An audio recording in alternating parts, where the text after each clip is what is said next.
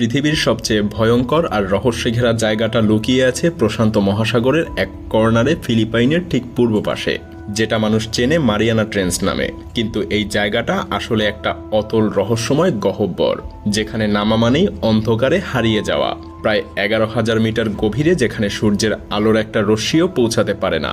এমনকি সেখানে নেমে গেলে মনে হবে চারপাশ থেকে অজস্র দৈত্য আপনার শরীরটাকে থেতলে দিতে চাইছে।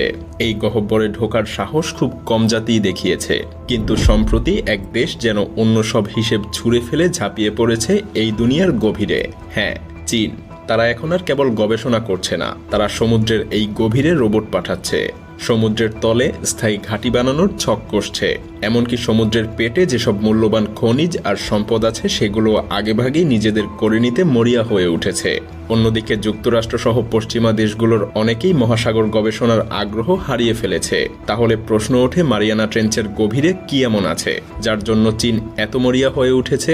কেন সমুদ্রের গভীরে গড়ে তুলছে রোবটের ঘাঁটি? চলুন আজ এগুলোই জানবো। সমুদ্রের উপরে ঝকঝকে আলো থাকলেও নিচে নামতে নামতে দ্রুতই পাল্টে যায় সেই চেনা পৃথিবীটা। প্রায় 200 মিটার পর্যন্ত পানির স্তরটা আলো এবং প্রাণে ভরা, কিন্তু এরপরেই শুরু হয় অন্ধকারের রাজত্ব।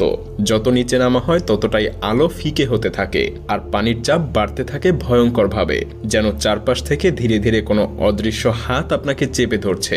1 কিলোমিটার নিচে পৌঁছাতেই সূর্যের আলো পুরোপুরিভাবে হারিয়ে যায়, আর সেখান থেকেই শুরু হয় এক অদ্ভুত জগৎ, যেখানে প্রাণীরা নিজেদের শরীর থেকেই আলো জ্বালিয়ে শিকার খুঁজে বেড়ায়। আরও নিচে গেলে শুরু হয় আরও এক নতুন স্তর, যেখানে কিছু অদ্ভুত জীব, যেমন লম্বা বাহুর স্কুইড বা ফুলে ওঠা মাছ, অতিমাত্রার চাপ আর অন্ধকারের মধ্যে দিব্যি বেঁচে থাকে। প্রায় 4000 মিটার নিচে শুরু হয় অ্যাবিস অঞ্চল, যেখানে চির অন্ধকারে সমুদ্রতল পুরো পলিমাটিতে ঢাকা পড়ে আছে।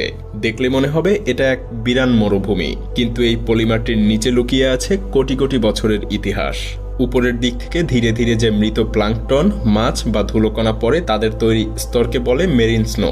এই কার্বন সমৃদ্ধ স্তর সমুদ্রের নিচে তৈরি করেছে এক বিশাল গোপন ভাণ্ডার, কিন্তু তবুও খাদ্যের অভাবে এখানে খুবই কম প্রাণী টিকতে পারে। তবে মাঝে মাঝে এখানে নামে এক দুর্লভ অতিথি, যেমন যদি কোনো তিমি মাছ মারা গিয়ে সমুদ্রের তলে পড়ে, তাহলে তার শরীরের চারপাশে হঠাৎ করেই গড়ে ওঠে এক সম্পূর্ণ নতুন জগৎ, যেটা বছরের পর বছর ধরে টিকে থাকে। আর একেই বলে হোয়েল ফল। আর এরও নিচে প্রায় 6000 মিটার পেরিয়ে শুরু হয় ট্রেঞ্চের রাজত্ব। এত গভীরে পৌঁছানো মানে এমন জায়গায় নামা যেখানে চাপ সমুদ্রপৃষ্ঠের তুলনায় 600 গুণ বেশি।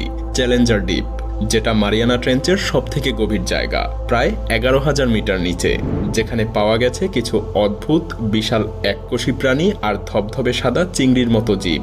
সবচেয়ে অবাক করা ব্যাপার হলো, মাত্র 2 বার